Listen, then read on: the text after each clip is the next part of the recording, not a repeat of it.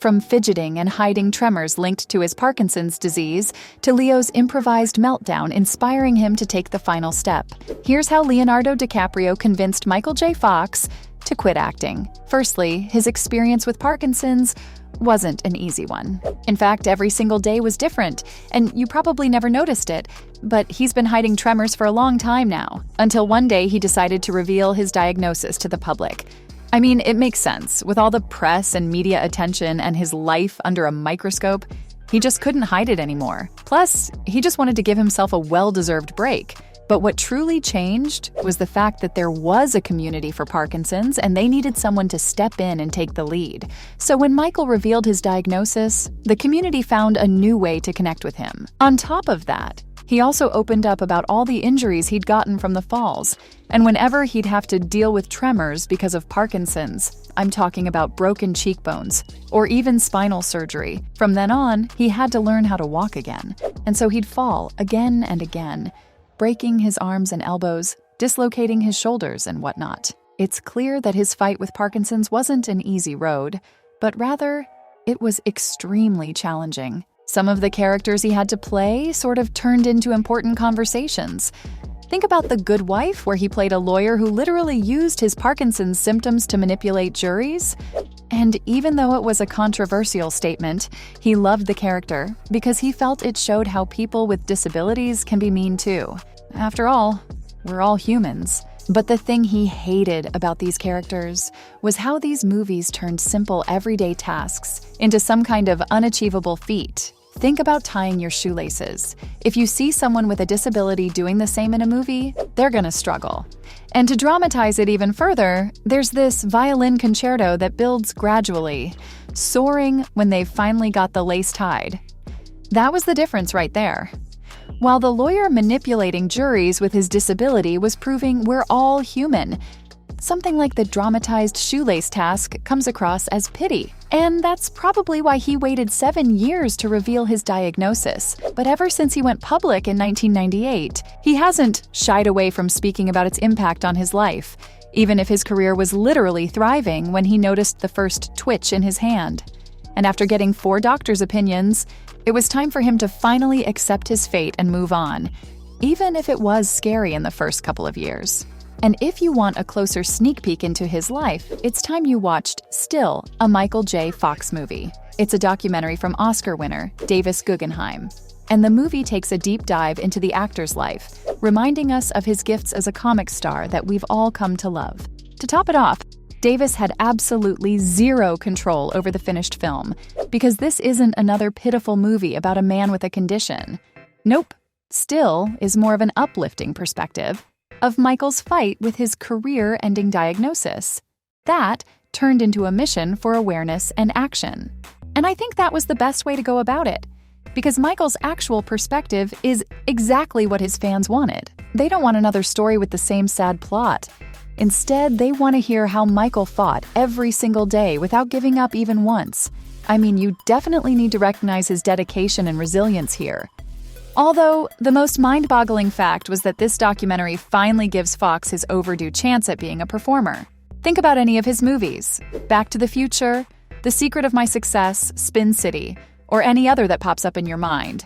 Either way, Fox is always in motion. He's falling, backflipping over beds, and sliding over the hood of a DeLorean. But if you ask me, he was underestimated as an actor. And that's exactly what Guggenheim said. Because sure, while he's super funny, he's got a lot more to offer than that in his effortless, swift movements. He always had a lot of energy, and this time he knew where to channel it. Fast forward to the end of his career, Parkinson's had taken a physical toll on him. Because he was trying not to fall with trembling hands and legs, that sometimes made it difficult to walk from one place to another.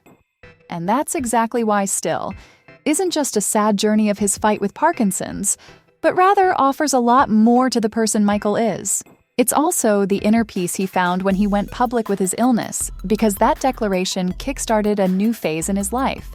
He was penning hilarious memoirs and launching the Michael J. Fox Foundation to raise over $1 billion to fund Parkinson's research. it's pretty clear that Still required a lot of research on his life, including countless interviews, and Davis observing Michael relaxing with his kids. As horrible as the illness may be, it made him more grateful for what he had, and gave him a better sense of what really matters. You'll see the resilience he's known for, and how simple gestures like shaking hands turned into one of the most difficult tasks for him. Having said that, he's got enough reasons to feel proud of everything he's accomplished, and the reactions to his documentary only add to that, because it seems like he truly made a difference here, which was his goal right from the start. But like they say, all good things come to an end. Eventually, he knew he had to quit acting because he simply couldn't keep going for much longer. That's where Leonardo DiCaprio stepped in, whose role in Quentin Tarantino's Once Upon a Time in Hollywood changed everything for Fox. Let's just say, in a way, Leo convinced Michael to quit acting. Even Michael confessed that Leo crossed his mind when he finally made the big decision, because there came a time when the Back to the Future icon was struggling to remember his lines. He'd often go back to look at himself in the mirror and realize he didn't have it in him anymore. It was truly a roller coaster ride, one that ended with peace when he decided to move on. But among all the memorable sequences in Tarantino's Hollywood, Leo's character Rick had an over-the-top meltdown where he forgot his lines too and trashed his trailer in a fit of rage. And if you've watched the movie, you'll know that Rick was never supposed to mess up his lines, but creating this narrative wasn't as easy as you think. From an actual B television show set to Rick forgetting his lines and losing his mind, the whole trailer moment was carefully spliced together performance art, which was yet another shining example of what an actor and filmmaker's collaboration can bring. And maybe if things were better, Michael would have watched it and moved on.